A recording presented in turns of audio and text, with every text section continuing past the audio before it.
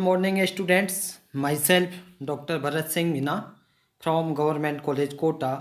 आज हम chemical bonding first में कोवेलेंट बॉन्ड के अंतर्गत जो अध्ययन करने जा रहे हैं वो है हमारा टॉपिक विद्युत ऋणात्मक से प्रतिशत आयनिक गुण, जिसे हम कहें percentage ionic character from electronegativity.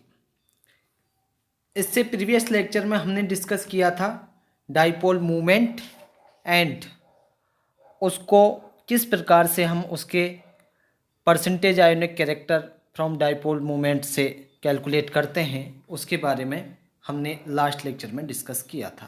तो आइए सबसे पहले हम आज जो डिस्कस करने जा रहे हैं उसमें हमारा टॉपिक मैं पुनः आपको बता देता हूँ। Percentage ionic character from electronegativity, किस प्रकार से हम प्रतिशत आयनिक गुण और विद्युत ऋणात्मकता में डिफरेंस से हम किसी तत्व के कैरेक्टर के बारे में ये पता लगा लेते हैं कि अगर विद्युत ऋणात्मकता में अंतर अधिक है तो प्रतिशत आयनिक गुण बढ़ रहे हैं, और विद्युत ऋणात्मकता में दो तत्वों के मध्य अंतर कम है, दो परमाणुओं के मध्य अंतर कम है, तो उसमें आयनिक गुण घट रहे हैं, अर्थात हम कह सकते हैं कि सहसंयोजक गुण बढ़ रहे हैं। इसको हम एक ग्राफ के माध्यम से आसानी से समझ सकते हैं। आप देखिए यहाँ एक ग्राफ बनाया हुआ है।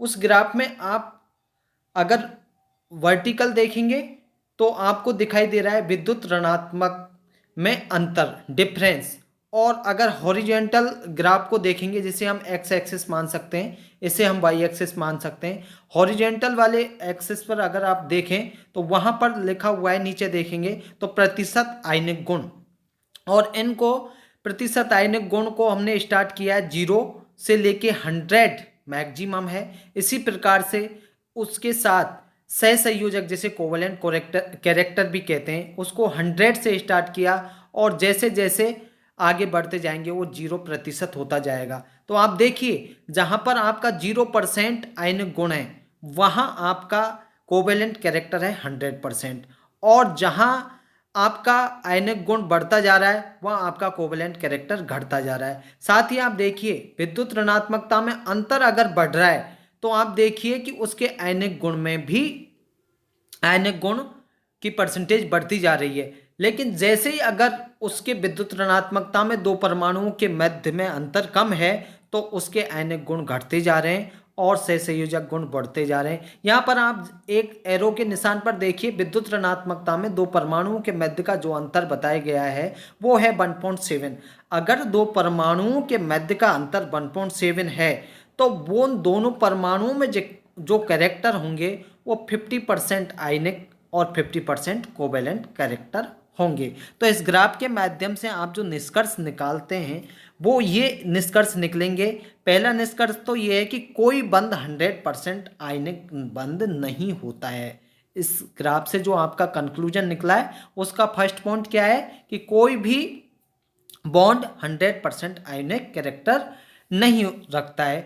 सेकंड इसका पॉइंट है कि यदि दो परमाणुओं के मध्य, जो मैंने अभी इस ग्राफ के माध्यम से बताया था, विद्युत ऋणात्मकता में के मान में अगर अंतर 1.7 का है तो आप देखिए उस बंध में जो आयनिक कैरेक्टर होंगे वो होंगे आपके 50%। ठीक है। तीसरा है आपका यदि कोई बंध 100% सहसंयोजक कैरेक्टर रखता है तो केवल उसी सिचुएशन में वो 100% कोवेलेंट कैरेक्टर रखेगा जब उसके बंधित परमाणुओं के मध्य विद्युत ऋणात्मकता का अंतर 0 हो, शून्य हो, अर्थात दो समान परमाणुओं के मध्य सहसंयोजक बंध ही पूर्ण रूप से नॉन पोलर या अध्रुवीय कोवेलेंट बॉन्ड होगा। अब इस ग्राफ के आधार पर पॉलिंग ने समीकरण दिया, और वो समीकरण किस प्रकार से दिया उन्होंने, प्रतिशत आयनिक गुण बराबर 1 माइनस ई माइनस 1/4 ब्रैकेट बंद bracket x a minus x b का स्क्वायर। यहाँ पर एक्स ए और एक्स बी क्या है, x a and x b दो तत्व ए और बी की विद्युत ऋणताएं हैं। तो आपको इसके माध्यम से इस ग्राफ के माध्यम से ये आसानी से पता चल गया होगा कि कैरेक्टर अगर दो तत्वों के मध्य कैरेक्टर में डिफरेंस कम हो रहा है, अधिक हो रहा है, तो उस तत्व के जो कैरेक्टर हैं उसमें आयनिक गुण की वृद्धि हो रही है या सहसंयोजक गुण की वृद्धि हो रही है। ये इस ग्राफ के माध्यम से हम आसानी से देख सकते हैं। और किस प्रकार से आप परसेंटेज आयनिक कैरेक्टर कैलकुलेट करते हैं उसका फॉर्मूला भी अभी आपने देखा। इसको पॉलिंग ने एक समीकरण के रूप में व्यक्त किया था। अब हम एक टेबल के माध्यम से ये जान सकते हैं कि विद्युत ऋणात्मकता में अंतर बढ़ता जा रहा है तो आपके आयनिक गुण किस प्रकार से वेरी करते हैं। देखिए, ये आपके विद्युत ऋणात्मकता का अंतर है। जब 1.0 है तो आपका आयनिक कैरेक्टर है 20%। जब जैसे ही विद्युत ऋणात्मकता का अंतर दो तत्वों के मध्य बढ़ा, 1.5 हुआ तो ये हो गया 40%, देन 2 हुआ तो ये हो गया 60%, एंड 2.5 हुआ तो ये 80% तक आपके आयनिक कैरेक्टर बढ़ गए हैं। तो विद्युत ऋणात्मकता में अंतर के बिहाफ पर आप उसके आयनिक कैरेक्टर बता सकते हो। और इसके साथ ही हेने एंड स्मिथ नामक साइंटिस्ट ने प्रतिशत आयनिक गुण परिकलित करने के लिए निम्न समीकरण दी। उन्होंने बताया प्रतिशत आयनिक गुण बराबर 16 XA-XB ब्रैकेट बंद प्लस 3.5 XA-XB का स्क्वायर। आप देखिए कि इस प्रकार से आप नीचे एक टेबल दी हुई है, उसमें आप XA एंड XB के अंतर के साथ किस प्रकार से आपका प्रायोगिक मान आता है और किस प्रकार से आपने उसको कैलकुलेट किया है। यहाँ हम आप HF का देख लीजिए। HF में XA एंड XB का अंतर है 1.9 और ये जब उसका प्रतिशत आयनिक गुण कैरेक्टर किया तो ये है ज्ञात किया तो ये आया आपका 1.91 और इसका ED डाइपोल मूवमेंट अगर आप ज्ञात कर रहे हो तो ये 4.40 और इसको प्रायोगिक रूप से जब आप इसको प्रतिशत आयनिक गुण ज्ञात कर रहे हैं तो ये आ रहा है आपका 43.4, जबकि जो हमने कैलकुलेट किया वो आपका आ रहा है 43, तो बिल्कुल नियरेस्ट आ रहा है। इसी प्रकार से आप HCl का भी देख सकते हैं। HCl का जो प्रायोगिक मान आता है वो आता है 16.8 और जो उसको कैलकुलेट किया है 17। इसी प्रकार से आप HBr एंड HI का भी प्रायोगिक और परिकलित वैल्यू इस टेबल के माध्यम से देख सकते हैं। अब आप देखिए जो डाइपोल मूवमेंट्स है ऑफ पॉलीएटॉमिक मॉलिक्यूल्स में किस प्रकार से आप निकालते हैं। आप देखिए कि जो द्विध्रुव आघूर्ण है, द्विध्रुव आघूर्ण अगर आप द्विबंधी परमाणुओं में देखेंगे, द्विपरमाणु अणुओं में अगर देखेंगे तो द्विपरमाणु अणु में तो उसको हम क्या कहते हैं, बंद आघूर्ण भी कह सकते हैं, क्योंकि वह एक सहसंयोजक बंध के लिए ही होता है और उसे हम बॉन्ड मोमेंट या बंद आघूर्ण के नाम से भी जान सकते हैं। क्यों? क्योंकि कोई भी अणु द्विपरमाणुक है तो उसमें एक ही बंध होगा, अर्थात उस अणु का द्विध्रुव आघूर्ण उस बंद आघूर्ण के बराबर ही होगा। किंतु यदि कोई अणु बहुपरमाणुक है, जैसे H2O है, CO2 है, CH3 है, NH3 है या CCl4 है, इन सभी अणुओं का द्विध्रुव आघूर्ण समस्त बंधों के बंद आघूर्ण के सदिश योग वेक्टर सम का रिजल्टेंट होगा या परिणाम होगा। एग्जाम्पल के तौर पर अगर आप देखें तो CO2 का जो अणु है वो कैसा है, आपका लाइनर है। चूंकि ऑक्सीजन कार्बन से अधिक ऋण विद्युतीय होता है, अतः CO बंद होगा तो कैसा होगा, ध्रुवीय होगा, पोलर होगा। किंतु दोनों CO बंद समान रूप से पोलर होंगे और विपरीत दिशा में कार्य करेंगे। इससे क्या होगा, दोनों बल एक दूसरे को क्या कर देंगे, निरस्त कर देंगे, कैंसिल कर देंगे और रिजल्टेंट डाइपोल मूवमेंट कैसा हो जाएगा, जीरो हो जाएगा। क्योंकि समान है लेकिन विपरीत दिशा में, तो उसका परिणामी द्विध्रुव आघूर्ण जीरो ही आएगा।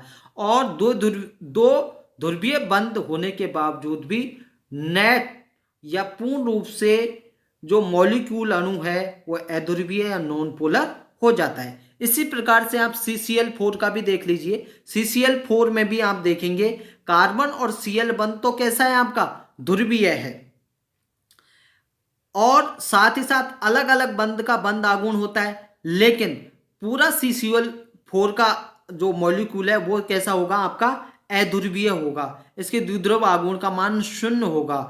कारण क्या है कि CCl4 एक चतुष्फलकीय अणु होता है, जिसमें चारों क्लोरीन परमाणु चतुष्फलक के 4 कोनों पर स्थित है और ये एक दूसरे का बंद आघूर्ण निरस्त कर देते हैं। आप देखिए CCl4 का एग्जाम्पल आप यहाँ आसानी से समझ सकते हैं कि यहाँ पर चारों CCl4 में देखेंगे तो कार्बन और HCl, कार्बन और then second Cl, carbon and third Cl and carbon and last fourth Cl के मध्य का जो बंद आघूर्ण निकाल रहे हैं, इसका अकेले अकेले का बंद आघूर्ण तो है, लेकिन जब इनका द्विध्रुव आघूर्ण आप निकालोगे तो इनके मध्य में क्या होगा, इनका जो द्विध्रुव आघूर्ण होगा वो कैसा होगा, आपका शून्य हो जाएगा।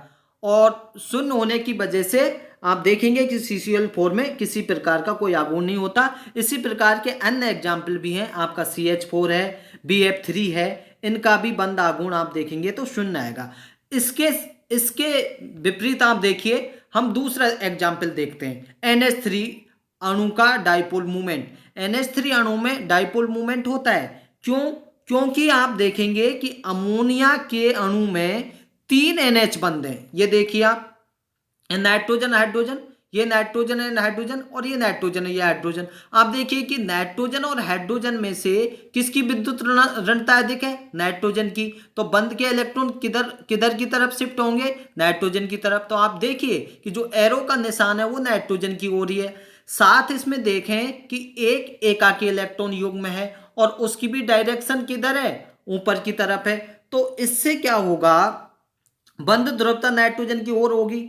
साथ ही नाइट्रोजन परमाणु पर जो एकाकी इलेक्ट्रॉन युग्म है वह भी उसी दिशा में ध्रुवता को प्रभावित करेगा, जिससे क्या होगा, अमोनिया के द्विध्रुव आघूर्ण का मान 3 NH बंद आघूर्ण के परिणामों से भी अधिक होगा। इसी प्रकार से अगर आप वाटर का देखें, जल के अणुओं में भी इस प्रकार का प्रभाव आपको देखने का मिलेगा। देखिए ये वाटर का देख लीजिए, H2O, ऑक्सीजन और यह हाइड्रोजन, ऑक्सीजन और यह हाइड्रोजन।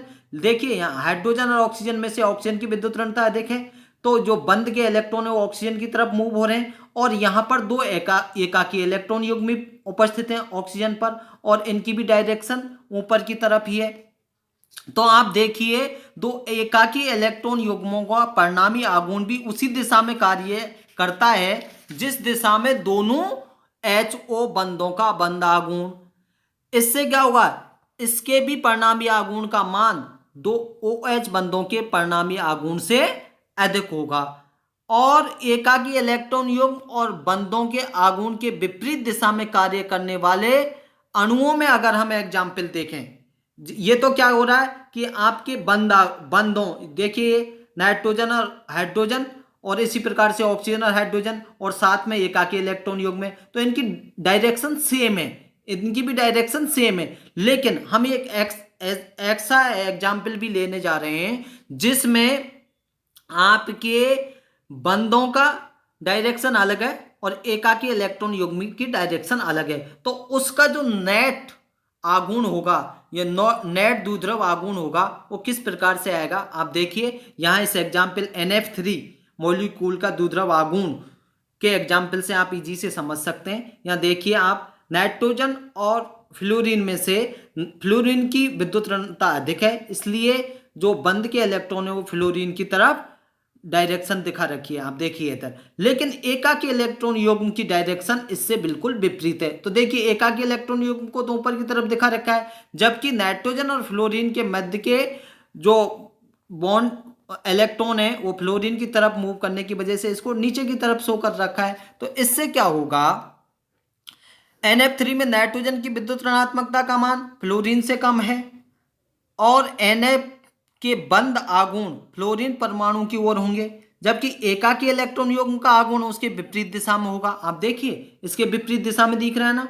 तो इससे क्या होगा, कुल मिलाकर इसका जो डाइपोल मूवमेंट होगा वो कैसा होगा, आप देखिए कुल मिलाकर जो अणु आपको दिखाई देगा वो अध्रुवीय होगा, अर्थात डाइपोल मूवमेंट कैसा हुआ, 0 हुआ, तभी तो उसका अध्रुवीय हो रहा है, कहें नॉन पोलर हो रहा है। तो आप इस प्रकार से अन्य भी बहुत सारे आपको अणुओं के टाइप हैं, उनकी ज्योमेट्री है, उसके आधार पर आप उसका डाइपोल मूवमेंट बता सकते हैं। आप देखिए यहाँ पर बहुत सारे टाइप के हैं। अणु का टाइप A2 है, रेखीय होगा, डाइपोल मूवमेंट शून्य होगा और इसके अंदर आते हैं आपके N2O2 एंड Cl2।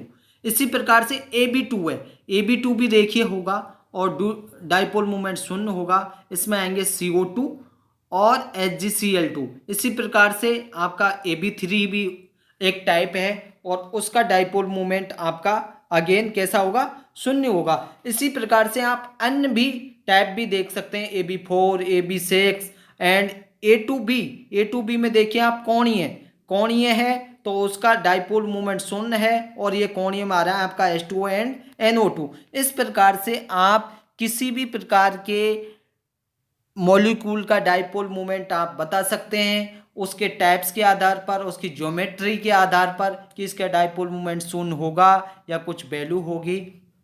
ये आज हमने इसके किसके बारे में, जो dipole movements of polyatomic molecules हैं उसके बारे में डिस्कस किया। साथ ही हमने डिस्कस किया कि किस प्रकार से प्रतिशत आयनिक कैरेक्टर गुण का डिसाइड होते हैं। तो ये हमने इससे प्रीवियस लेक्चर में हमने डिफरेंट टाइप्स के टॉपिक्स के बारे में डिस्कस किया और आज ये आपका चैप्टर संपूर्ण हो गया है। Thank you.